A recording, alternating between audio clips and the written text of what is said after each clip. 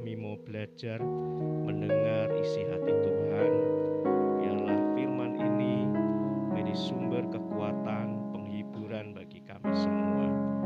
Haleluya Tuhan, segala kemuliaan, segala hormat hanya bagi-Mu. Haleluya, amin. Silakan duduk Bapak Ibu Saudara. Shalom. Ya, puji Tuhan, terima kasih buat Pak Anang, Cileli, ya, sudah memberikan kesempatan. Oke, saya percaya firman Tuhan itu firman yang kaya, ya. Tiap kali saya baca ayatnya sama, tapi Tuhan tuh ngasih hikmat yang beda, ngasih membukakan satu rahasia, membukakan satu hal yang baru gitu ya. Oke, coba kita baca di Markus 2 ayat 1 sampai 12 ya. Kita mungkin sudah sering baca kisah ini ya. Kisah ini ya, saya bacakan ya. Markus 2 ayat 1 sampai 12. Kemudian sudah lewat beberapa hari, waktu Yesus datang lagi ke Kapernaum, tersiarlah kabar bahwa ia ada di rumah. Maka datanglah orang-orang berkerumun sehingga tidak ada lagi tempat, bahkan di muka pintu pun tidak.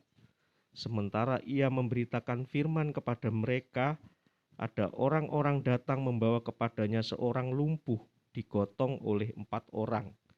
Tetapi mereka tidak dapat membawanya kepadanya karena orang banyak itu. Lalu mereka membuka atap yang di atasnya. Sesudah terbuka, mereka menurunkan tilam tempat orang lumpuh itu terbaring. Ketika Yesus melihat iman mereka, berkatalah ia kepada orang lumpuh itu, "Hai anakku, dosamu sudah diampuni." Tetapi di situ ada juga duduk beberapa ahli Taurat. Mereka berpikir dalam hatinya, mengapa orang ini berkata begitu? Ia menghujat Allah. Siapa yang dapat mengampuni dosa selain daripada Allah sendiri? Ya. Tetapi Yesus segera mengetahui dalam hatinya bahwa mereka berpikir demikian. Lalu ia berkata kepada mereka, "Mengapa kamu berpikir begitu dalam hatimu? Manakah lebih mudah, mengatakan kepada orang lumpuh ini dosamu sudah diampuni, atau mengatakan kepada orang lumpuh ini mengatakan bangunlah, angkatlah tilammu dan berjalan. Tetapi supaya kamu tahu bahwa di dunia ini anak manusia berkuasa mengampuni dosa. Berkatalah ia kepada orang lumpuh itu, kepadamu kukatakan, bangunlah, angkatlah tempat tidurmu dan pulanglah ke rumahmu." Dan orang itu pun bangun, segera mengangkat tempat tidurnya dan pergi keluar di hadapan orang-orang itu, sehingga mereka semua takjub lalu memuliakan Allah, katanya, "Yang begini belum pernah kita lihat." Bapak Ibu semua, ya, waktu saya baca ini, merenungkan ini sudah sering saya baca. Ya, bahkan kita mungkin sering ini satu mukjizat di mana Tuhan itu menyembuhkan seorang lumpuh yang diturunin dari atap gitu ya. Nah, tapi waktu saya renungkan secara keseluruhan, Tuhan ini bicara apa melalui kisah ini gitu ya. Ternyata Tuhan ini bicara mengatakan inilah kehidupan. Ya. Ada hal-hal yang perlu kita perhatikan di dalam kehidupan kita. Ya, ketika saya melihat apa hal-hal yang perlu kita perhatikan di dalam kita menjalani hidup ini. Di situ ada satu ayat yang mengatakan, tetapi mereka tidak dapat membawanya kepadanya karena orang banyak itu. Lalu mereka membuka atap yang di atasnya. Sesudah terbuka mereka menurunkan tilam. Ya. Tetapi mereka tidak dapat membawanya kepadanya. Tapi mereka lewat atap. Waktu saya renungkan berkali-kali, ini satu pesan yang disampaikan Tuhan bahwa hidup itu tidak boleh kehilangan harapan. Ya, tidak ada jalannya, tidak bisa masuk. Ya, tapi bisa lewat yang lain. Artinya kita hidup ini Tidak boleh kehilangan pengharapan. Jangan sampai kehilangan pengharapan. Walaupun kita belum melihat, tapi jangan sampai kehilangan pengharapan. Ya, waktu saya pindah rumah, pindah rumah di Benowo itu, waktu itu kan nggak ada jalur air PDAM yang lewat depan rumah saya. Adanya itu jalur pipa yang pipa besar yang di tengah jalan. Lah itu kalau mau dipasang SR ya istilahnya sambungan rumah ke rumah saya itu enggak bisa karena tekanannya terlalu tinggi. Lah rumah saya ini pas di dekat pojokan dan sebelahnya lapangan besar. Ya otomatis kalau PDAM mau bangun pipa tersier buat apa? Rumahnya cuma ada satu di situ, rumah saya toh. Ya, sedangkan tetangga sebelah saya ngambilnya di gang sebelah. Nah, akhirnya saya pasang kan enggak bisa. Ya toh, saya ngajukan kalau dibiayai sendiri berapa pasang. Ya, waktu itu tahun 2005 ya. Tahun 2005. PDAM-nya minta plus PPN semua 30 juta. Wah, bagi saya ini biaya yang mahal gitu ya. Akhirnya tetangga sebelah ngasih solusi. Ambil dari rumah saya aja, Bapak bayar sama saya. Ya, sudah kadung pindah, mau enggak mau ya. Oke, setuju. Nah, tiap bulan saya ternyata bayarnya cukup mahal sama dia. Ya, dan kadang kalau mereka merasa saya pakainya banyak, ya sama mereka agak dimati-matikan begitu. Loh, saya bayar kok dimati-matikan gitu ya toh. Ya karena kan memang tidak ada meteran, apalagi lewat tetangga. Saya cuma berharap Tuhan, saya sudah pergi ke PDAM, kira-kira kapan jalur yang tersier ini dipasang? Wah, ya enggak tahu, Pak. Ya toh. Long sebelahnya Bapak lapangan, enggak ada rumah lagi. Kita mau biayai ke situ, investasi ke situ ya buat apa? Ya toh. Terus apa namanya? Di tetangga itu di kampung gang masuk itu ada pegawai PDAM. Dia ngomong, "Tak uruskan, Pak." Ya toh, bayar 300.000 katanya. Untuk biaya ngurus aja katanya. Oh ya murah, ya toh. Ya wis kasih 300. Nggak lama minta lagi uang. 200. Oh ya wis kasih. Tapi ya enggak beres-beres. Ya. Terus saya mikir gini, Tuhan, saya berharap Tuhan ini air hidup. Saya cuma minta air PDAM Tuhan. Iya, saya berdoa sama Tuhan terus. Ya. Terus kemudian Bapak ngajukan surat keringanan aja, minta keringanan ke PDAM, biayanya biar enggak semahal itu. Oke. Ya, saya bikin surat keringanan. Ya toh, pengajuan karena saya ngomong harusnya ya PDAM itu melayani warga Surabaya kan saya tulis gitu kan. Keringanan. Enggak ada. Terus enggak ada respon toh. Saya tanya yang di orang di sebelah juga enggak ada respon. Gitu loh. Terus akhirnya saya ke kantor PDAM. Ya. Loh, Bapak ini kok enggak kesini, sudah lama loh, surat keringanannya ini udah ada jawabannya gitu loh. Puji Tuhan. Terus nanti gini aja, Bapak tanya di kasir biayanya berapa di bawah. Terus ada orang Bapak gitu juga ikut, Pak keringanan juga? Iya keringanan. Wah puji Tuhan. Sudah dapat biayanya perincian saya tanya. Sudah dari 50 juta tinggal 30 dia bilang gitu. Oh si abot. Ya, ya masih berat ya. Saya turun ke bawah minta perincian. Perincian yang muncul itu punya saya. Lihat 2.600.000 tinggal. Enggak salah ini. Ya toh. 2.600.000. Yang bapaknya sebelah, lu kok iso? Bapak berapa? Hampir 30. Lu kok tinggal bayar segini? Loh saya enggak ngerti, wong saya ngajukan keringanan. Bapak juga ngajukan keringanan. Ya sudah, akhirnya cepet-cepet langsung saya bayar. Nah, selesai. Itu dikerjakan semalam, jadi masang pipa yang yang ukurannya 20 cm itu ya di depan rumah mereka gali. Terus yang pemimpin proyeknya tanya, "Pak, bayar berapa?" 2.600.000. "Pak, pipone tok lo gak oleh." Loh ya memang segini saya bayar gitu loh. Kok bisa? Ya enggak tahu Pak, saya bilang gitu.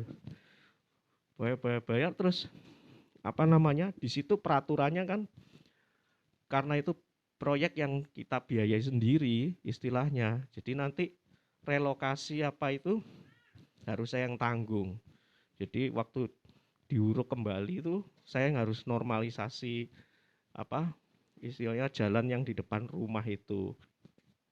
Ya memang enggak ngerusak aspal tapi sampingnya pinggirnya aspal akhirnya gunduk gitu toh.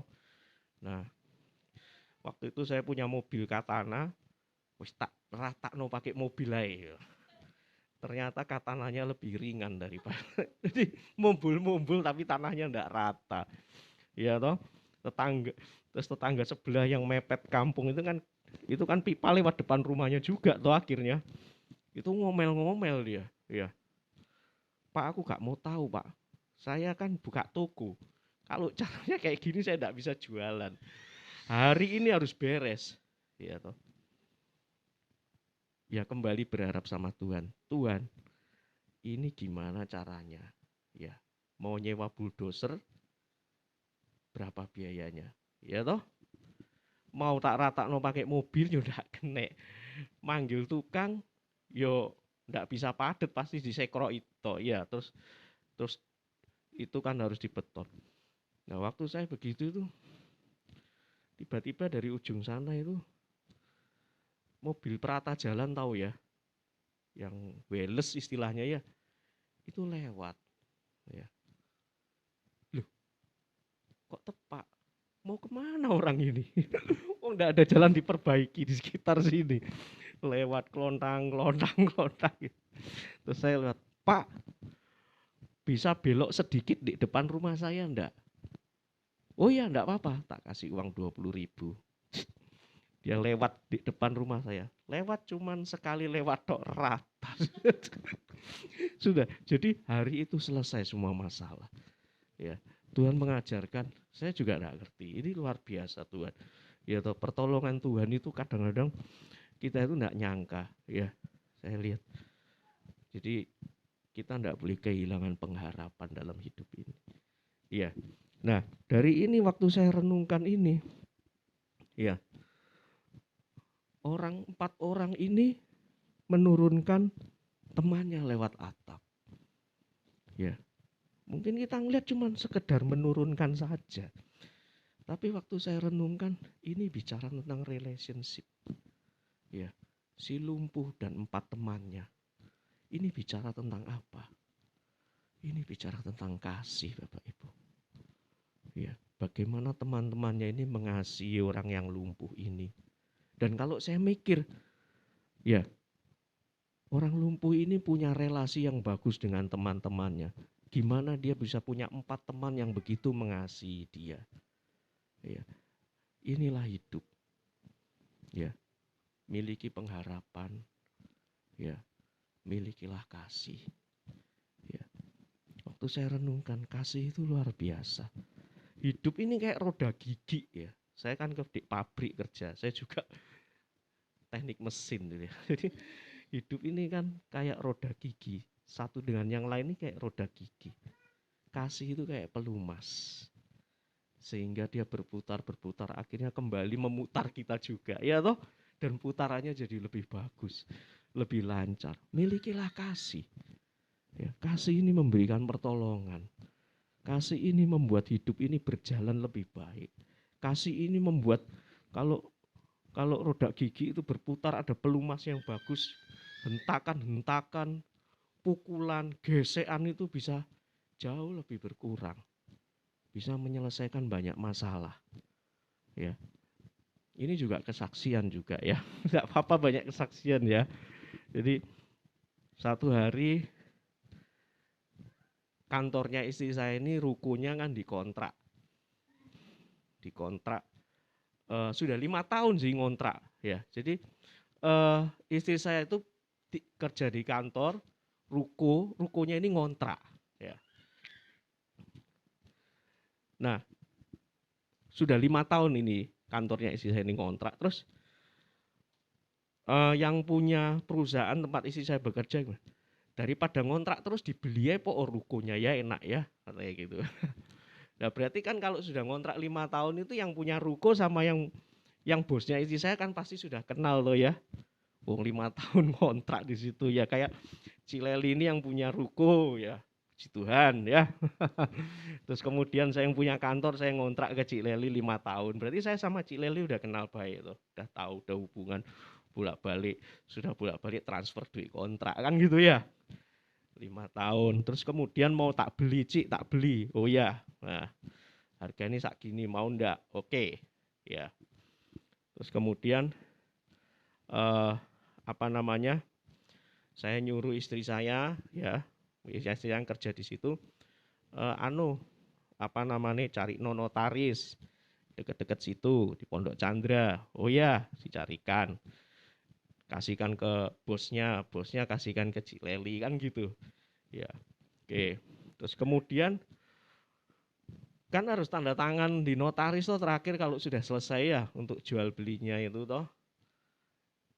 Orangnya ini di Bali. Orangnya ini kontak sama istri saya minta tolong supaya diaturkan apa mobilisasinya dia waktu dia ke Surabaya, dari bandara ke notaris ke hotel, terus besoknya balik lagi ke notaris, terus balik lagi ke Bali kan gitu. Nah sama istri saya terus ada temennya istri saya nih, temen gereja ya toh, dia lagi sepi kerjaannya, tanya sama istri saya ada ceperan ndak nge-grab gitu. Loh tepak ini. Kamu mau ndak ini kantor orang dari ini ke ini? Oh ya mau. Tarifnya berapa? Aku minta 500. Tak tanya no orangnya. Orang yang ngecek di aplikasi Grab. Kalau di aplikasi Grab tuh paling mahal 300. Istri saya ngomong, orang ini memang kaya tapi medit. Iya toh. Kaya tapi pelit. Dihitung semua sama dia dari sini ke sini jaraknya piro. Dihitung di total 300. Ya, terus ya opo? Saya tanya. Saya cuma kasihan si Anton, namanya katakanlah Anton ya sing Grab ini. Kasihan si Anton sih, kayak dia butuh duit. Nah terus, ya, tapi orangnya mau ngasih 300. Nah dia minta piro?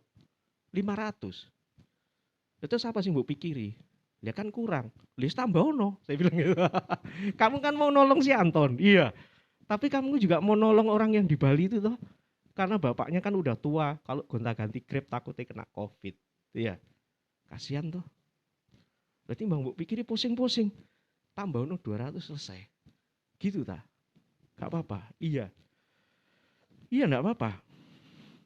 Daripada kamu pusing, kamu tambahin 200, kamu udah nolong dia, nolong orang itu. Iya ya, sakno ya. Iya wis, biar deal. Terus aku dapat apa? Lu ya enggak tahu. Enggak tahu. Iya loh. Hah? Lah orang itu janji namu apa? Enggak ada. Ya wis, gitu. Enggak tahu gitu ya. Ya wis like gitu. Ya enggak apa-apa. Yes. Habis gitu akhirnya dijemput semua selesai. Terus ya apa? Puji Tuhan loh. Kenapa? Orang itu ternyata enggak ngasih 300 sama si Anton ini. Oh ya, dikasih berapa?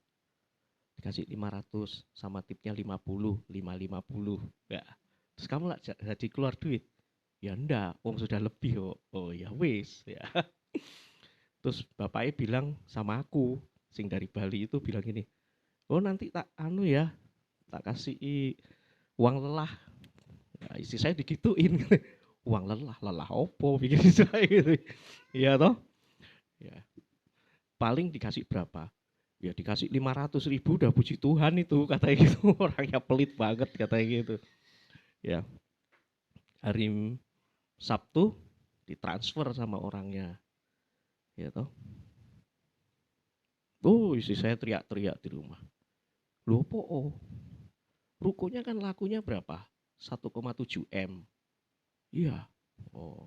Terus aku dikasih 2%. 2% itu berapa ya? 30 juta lebih. Saya ngomong, enggak salah tah.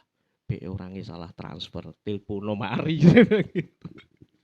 Telepon istri saya tanya, enggak, saya memang mau ngasih segitu. Ya, enggak masuk akal ya. Iya, aku lu cuma nyari no Grab, ngatur no Grab dia. Ya, kok bayarannya lebih gede tuh kok Grab. Lah kamu kan memang niat awalnya kan kasihan sama si Anton, ya mau nolong, ya toh, ya sudah, Tuhan tahu dikasih segitu. Hidup itu harus punya kasih. Jadi di sini tadi dikatakan, ya. Ketika saya sharing sama teman-teman saya kantor ayat ini gitu loh. Kisah ini kan kita tiap Jumat itu ada kelompok persekutuan terus saya sharing bahas ini. Ketika saya mengatakan 4 orang ini menurunkan temannya. Ya, dan Tuhan Yesus melihat iman di antara 4 orang. Enggak satu loh ya, bukan yang lumpuh yang semua ini dilihat. Ya, di situ dikatakan loh. Nah, ketika Yesus melihat iman mereka loh. Ya, berarti yang nurunkan ini juga dilihat imannya toh. Bukan cuma yang lumpuh toh gitu. Ketika Yesus melihat iman mereka. Ketika kita sharing ini, ya teman saya yang kantor itu bicara gini, My Firman itu kadang bisa bicara banyak terhadap kita.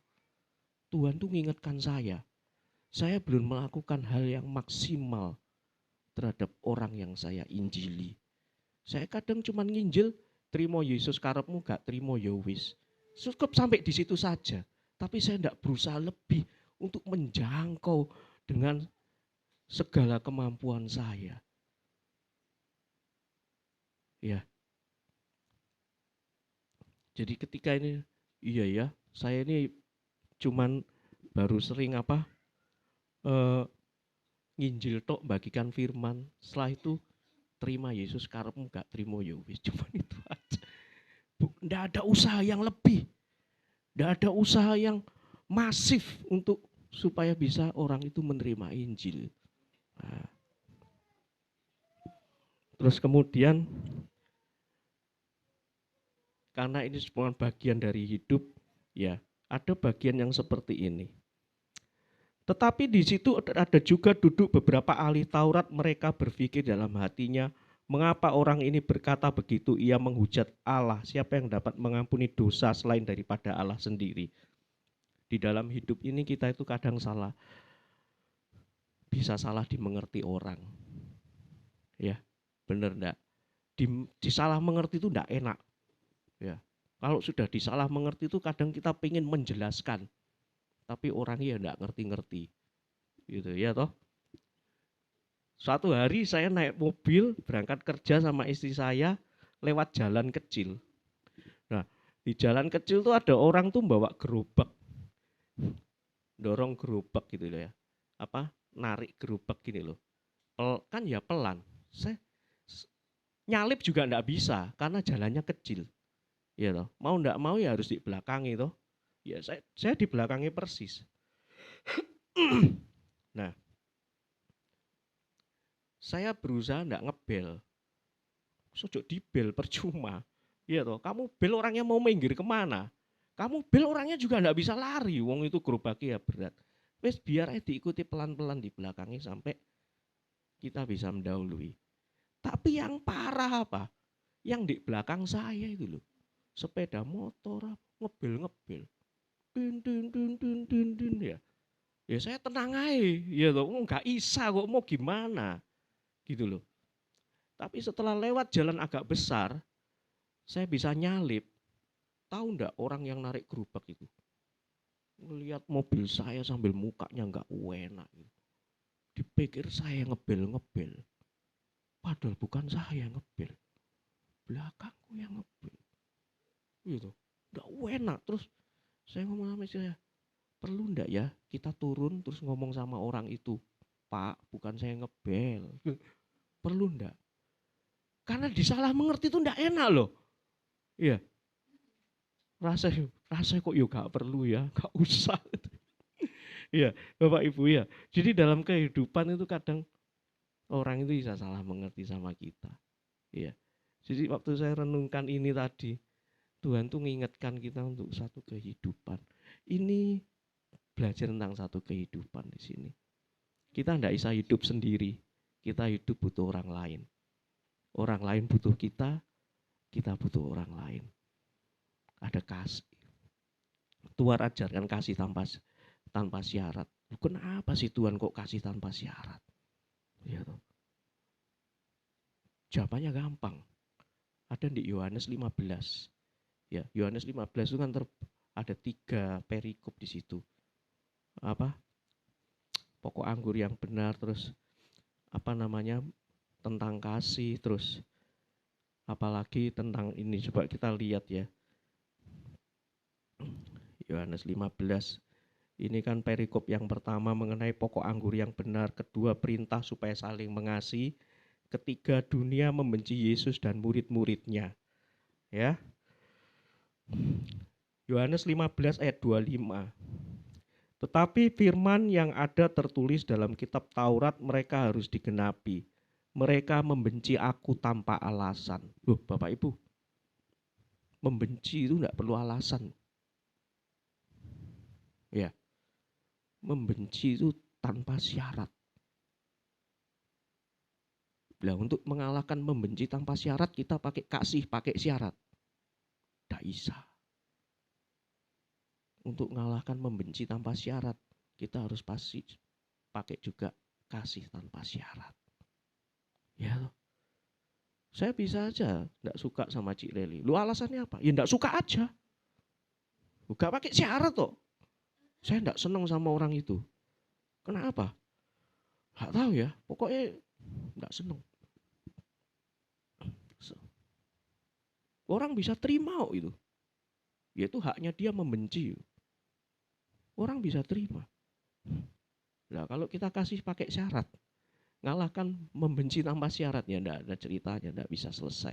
Enggak bisa kalah itu membenci tanpa syarat. Ya.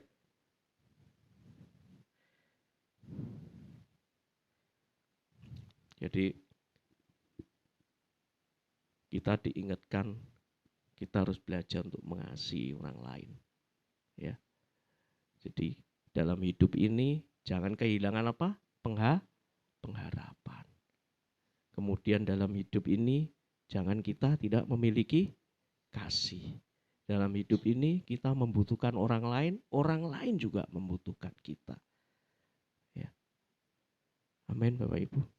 Dan kalau itu ada semua, bagian yang menarik ini. Bagian yang terakhir. Ya.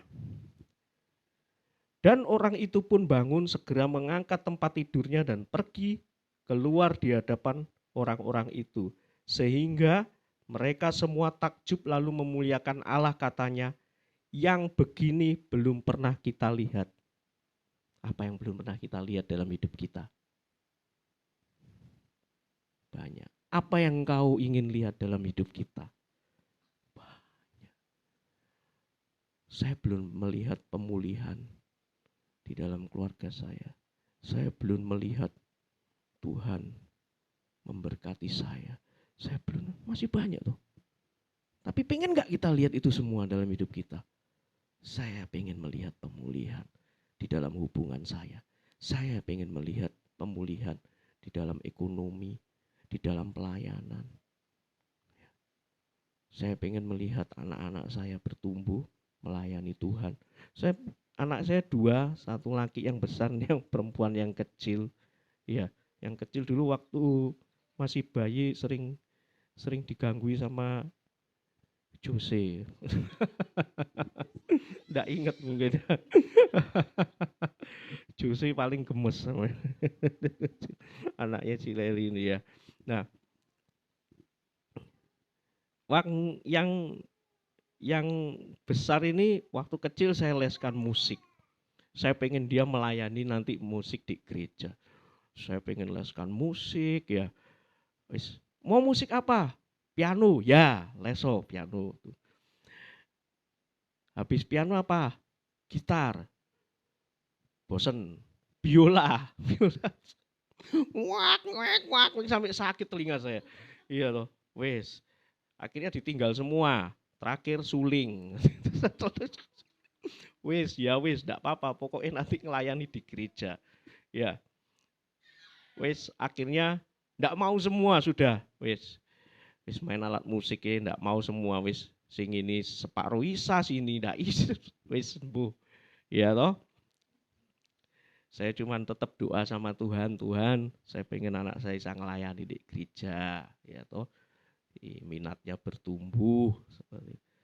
Nah sekarang sudah 1 tahun lebih ini dia ngelayani di gereja, ya, jadi soundman, jadi lighting, ya, jadi multimedia, dan yang terakhir ngelayani main gitar di gereja. Saya sesuatu yang pengen saya lihat akhirnya Tuhan perlihatkan dalam hidup saya. Saya ngamuk-ngamuk semuanya. Kamu belajar harus yang rajin supaya kuliah itu bisa dapat beasiswa. Ya toh, nilai kayak gitu mana bisa dapat beasiswa. Saya ngomong sama dia. Ya toh, ayo belajar yang rajin sampai saya frustasi nyuruh dia belajar rajin. Ya. Aduh. Terakhir dia sudah daftar kuliah, sekarang kan SMA kelas 3 sudah daftar kuliah, ya toh. Ya apa kamu daftar tuh diterima belum? Saya tanya. Ya belum Pak, nunggu waktu nanti kan dipanggil wawancara. Ya tapi nilaimu kayak gitu ya gitu. Ya toh mana bisa. Jangankan beasiswa, diterima bumbuan ya. Ya nanti dilihat aja toh, ya toh. Nah, habis itu dapat email dia dari sekolah kampus. Tunjukkan ke saya. Dapat program beasiswa Putra Elektro, gratis uang masuk. Lu kok bisa? Lu kok bisa? Ya, nilai kayak gitu kok bisa dapat. Kapan lalu ada kompetisi artikel teknologi Pak di kampus. Terus aku ikut, ternyata menang. Dapat gitu. Saya mikir Tuhan itu caranya luar biasa. Ya, kita ngotot gini ternyata Tuhan ingin ya lo beres. Ya, jadi setiap masalah apa yang belum pernah kita lihat dalam hidup kita? Ayo, apa yang kita rindukan, pengen kita lihat dalam hidup kita? Ya, miliki semua pengharapan, kasih. Nanti satu persatu Tuhan akan singkapkan di dalam hidup kita. Tuhan akan bukakan di dalam hidup kita. Pekerjaan, bisnis, ya, pertolongan Tuhan, pemulihan, hubungan, kesehatan Tuhan akan perlihatkan dalam hidup kita. Sebab kasih setiamu